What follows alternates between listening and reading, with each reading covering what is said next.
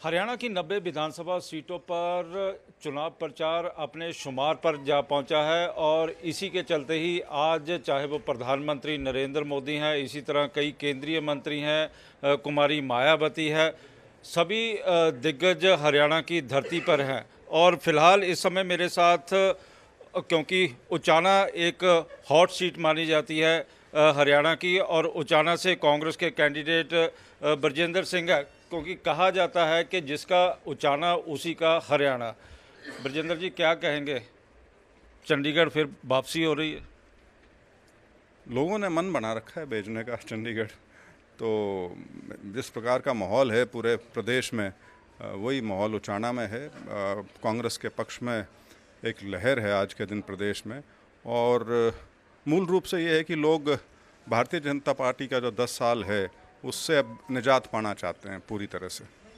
दो दिग्गज जो हरियाणा में चर्चा, दो परिवार आमने सामने हैं। चौधरी बीरेंद्र सिंह के आप बेटे हैं, इसी तरह पूर्व उप मुख्यमंत्री दुष्यंत चौटाला देवीलाल का परिवार सामने है। किस तरह का मुकाबला इस समय उचाना में दिखाई दे रहा है? नहीं, मुकाबला तो इस समय भारतीय जनता पार्टी के साथ है। उसमें कोई तीसरे या चौथे दल की या गठबंधन के जो उम्मीदवार हैं उनकी कोई गुंजाइश इस चुनाव में तो कम से कम नहीं है। तो आज प्रधानमंत्री भी आ रहे हैं, कांग्रेस के ऊपर वार करेंगे, इसी तरह नितिन गडकरी भी यहाँ पर हैं, तो कई केंद्रीय मंत्री हैं। कांग्रेस के दिग्गज नेता हैं भूपेंद्र सिंह हुड्डा, लगातार ही चुनाव प्रचार कर रहे हैं। दीपेंद्र हुड्डा भी चुनाव प्रचार। कितना आपको भूपेंद्र और दीपेंद्र का साथ मिल पा रहा है? नहीं, पूरा साथ है जी। पूरे हम सब कांग्रेस के लोग हैं। वो हुड्डा जी बहुत सीनियर व्यक्ति हैं, चीफ मिनिस्टर रह चुके हैं, सीएलपी के लीडर हैं, और मेरे नॉमिनेशन पे वो आए थे। दीपेंद्र अभी 3 दिन पहले छातर गांव में एक बहुत बड़ी जनसभा को संबोधित करके गए हैं। 28 तारीख को शैलजा जी आ रही हैं, तो सभी इकट्ठा मिलकर चुनाव लड़ रहे हैं। लग रहा है कि इस बार क्योंकि कई जगह पे नारे लिखे हुए, अब की बार हुड्डा सरकार, कांग्रेस की सरकार होती है जी। वो ठीक है, उनके समर्थक होंगे जो लिखते हैं, इस तरह से और भी लीडर्स हैं, उनके समर्थक भी अपने अपने नेताओं के बारे में लिखते रहते हैं, लेकिन सरकार कांग्रेस की होगी। तो बीजेपी लगातार ही कांग्रेस पर हमलावर भी हो रही है, और बीजेपी में भी 3 चेहरे मुख्यमंत्री के पैदा हो चुके हैं, इसी तरह कांग्रेस में भी 3 हैं। तो क्या लगता है कि आप या चौधरी बीरेंद्र सिंह भी इस रेस में हैं? मैं एमएलए का चुनाव लड़ रहा हूँ जी, और एमएलए ही बनेगा ना? हाँ, बस एमएलए का मैं चुनाव लड़ रहा हूँ। मैं एक समय पे एक कदम की बात करता हूँ, और उसके बाद क्या संभावनाएं पैदा होंगी वो एक अलग अलग विषय है। वो आम तौर पे सारा का सारा निर्णय कि आगे की कार्रवाई क्या होगी वो सारा हाईकमांड करता है उसमें तो। अच्छा, कंगना रनौत ने 3 कृषि कानूनों के ऊपर बयान दिया है। आज कांग्रेस के अध्यक्ष मल्लिकार्जुन खड़गे ने ट्वीट भी किया है कि बीजेपी बार बार किसान इश्यूज़ को अवेयर कर रही है, जहाँ ऊपर उठाने की कोशिश कर रही है। नहीं, ये बीजेपी का देखिए बड़ा सीधा सीधा उनका खेल पोलराइजेशन का होता है।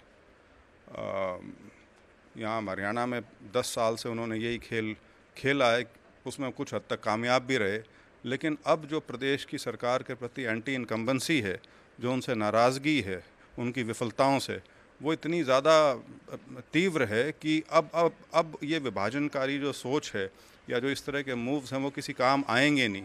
और ये इसीलिए बीजेपी के ना क्या है कि ये कंगना रनौत ने जब हफ्ता पहले कोई स्टेटमेंट दी थी तो खबरें आई थी कि उनको बुला के उनकी खिंचाई की गई कि आप इस मुद्दे पर ना बोलें, और आज फिर उनकी स्टेटमेंट जो आई है तो सारा ये दर्शाता है कि बीजेपी जो है, इनके जो नेता जो बोलते हैं, ऐसा नहीं है कि वो स्वच्छंद होकर बोल सकते हों। ये सारा का सारा एक स्क्रिप्टेड हिसाब किताब है। और कंगना रनौत तो वैसे भी, जैसा आपने पीछे भी देखा है, उनकी जो टिप्पणियां हैं न सिर्फ अशोभनीय हैं बल्कि सीधी सीधी वो उत्तेजना पैदा करने वाली हैं, लोगों को भड़काने वाली टिप्पणियां वो देती हैं। बार बार ऐसा क्यों किया जा रहा है? क्योंकि बीजेपी के पास अपने 10 साल का जो कार्यकाल है कोई उपलब्धि नहीं है दिखाने के लिए। रवनीत बिट्टू हों, कंगना रनावत हों, बार बार सेंटीमेंट्स को फ्लेयर किया जा रहा है। हाँ, वो ये सोच के दिवालियापन की निशानी है ना कि आपने 10 साल राज किया है, आप उसके बारे में तो कुछ कह नहीं रहे। प्रधानमंत्री जी का कुरुक्षेत्र में जलसा था, और जैसा वो जलसा था वो आपको भी पता है, शायद देश में इतना कमज़ोर जलसा प्रधानमंत्री जी का कभी नहीं हुआ होगा। खैर, जो उसमें समझने वाली बात थी, जो उनका भाषण था, वो भाषण बड़ा दिलचस्प था। वो ऐसे दिखाना चाह रहे थे जैसे 10 साल से हरियाणा प्रदेश का मुख्यमंत्री नायब सिंह सैनी रहा हो। कहने का मतलब ये कि जो 9.5 साल जो थे और 9.5 साल जिसने राज किया, उसको वो भुलाना चाहते हैं और चाहते हैं कि लोग भी भूल जाएं। और तो ये दर्शाता है कि उनके पास कुछ है ही नहीं आज के दिन कहने को। अच्छा, इस समय भाजपा बार बार कह रही है कि तीसरी बार फिर से भाजपा सरकार, इसके साथ ही दलितों का जो इशू है वो पूरे जोर शोर के साथ उठाया जा रहा है कि दलितों को कांग्रेस बर्दाश्त नहीं कर रही है। हमारे राष्ट्रीय अध्यक्ष जो हैं वो उसी समाज से आते हैं, तो ये इस तरह की, मैं वही कह रहा हूँ ना, उनके पास कुछ बात नहीं है कहने को, तो वो कांग्रेस के अंदर झांक के, कांग्रेस के घर में झांक के कुछ निकालना चाह रहे हैं कि कांग्रेस में इस तरह की आपसी गुटबाजी है, फलाने का अपमान हो गया, दिगड़े के साथ ये हो गया। अरे भाई, अपनी बात करो। आप 10 साल राज किया है प्रदेश में, अपना लेखा जोखा दो लोगों को, अपने काम की वोट मांगो। लेकिन वो राग अभी भी कांग्रेस का अलाप रहे हैं, अपने 10 साल की बात नहीं करते। कहते हैं कांग्रेस के 10 साल थे, उसका कच्चा चिट्ठा दो। उसका कच्चा चिट्ठा क्या दो? 10 साल आपने राज किया, उसके ऊपर अब चुनाव हो रहा है, अपनी बात करो। लेकिन वो बात को, मतलब वही मैं कह रहा हूँ, इशू को डाइवर्ट करने का प्रयास रहता है उनका।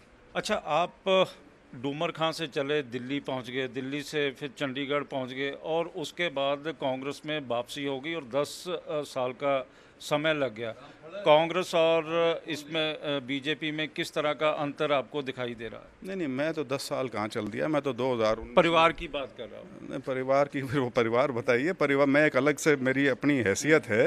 ये नहीं है कि मैं चाहे बीरेंद्र सिंह का बेटा हूँ तो हम दोनों एक सोच के व्यक्ति हैं। अलग अलग है। बिल्कुल है। पढ़े लिखे लोगों में यही तो होता है कि आप अलग से अपनी बुद्धि का इस्तेमाल कर सकते हो भेड़ चाल में, और उसमें यही फ़र्क है। तो मेरे को एक मौका मिला था लोकसभा का चुनाव लड़ने का। बहुत उसमें नेशनल सिक्योरिटी के इशू पर चुनाव लड़ा था और मैं भाजपा का मुझे टिकट मिला था, मैं सांसद बना। लेकिन मैं उस पार्टी में ज़्यादा सहज महसूस नहीं कर पाया शुरू से ही। और कहते टिकट कटने के बाद आप नाराज हो गए। मेरी नाराज़गी आपको कहाँ दिखी बताइए? जो लोगों में चर्चा है। लोग तो टाइम पास करने के लिए कुछ भी चर्चा करते रहेंगे। आप बताइए कहाँ आपने देखा कि मैं नाराज़ था? बीजेपी से कोई नाराजगी नहीं? बीजेपी में टिकट कब कट गया मेरा? हिसार का किसने कह दिया? टिकट तो कांग्रेस ने नहीं दिया, बीजेपी कहाँ से आ गई बीच में? तो क्या लग रहा है कि आने वाले समय में जो कितनी सीटें कांग्रेस जीत पाएगी? बहुत भारी बहुमत आएगा कांग्रेस का, प्रचंड बहुमत। तो कहा जा सकता है कि आने वाले मुख्यमंत्री या मंत्री से हम बातचीत कर रहे हैं? नहीं, इस सवाल का कोई मायने ही नहीं है। ये सिर्फ लोगों को एंटरटेन करने का सवाल है, जिसका कोई राजनीतिक मूल्य में नहीं समझता है। मैं पहली बार चुनाव लड़ रहा हूँ, आप बातें पता नहीं कहाँ की करने लग रहे हो। क्योंकि आज के दौर में तो सारे ये मंत्री बनना चाहते हैं, मुख्यमंत्री भी बनना चाहते हैं। नहीं तो अगर कुछ बनने की आदमी हसरत रखता है तो बुरा क्या है उसमें? राजनीति में महत्वाकांक्षा, में हसरत नहीं है। राजनीति में महत्वाकांक्षा नहीं होगी तो घर बैठ जाओ। फिर राजनीति में हो किस लिए? पर आपको लग रहा है? क्या लग रहा है? कि आने वाले समय में एक ऊंचे पद पर आप आने वाले समय का समय बताएगा। अभी तो एमएलए का चुनाव लड़ रहे हैं पहले।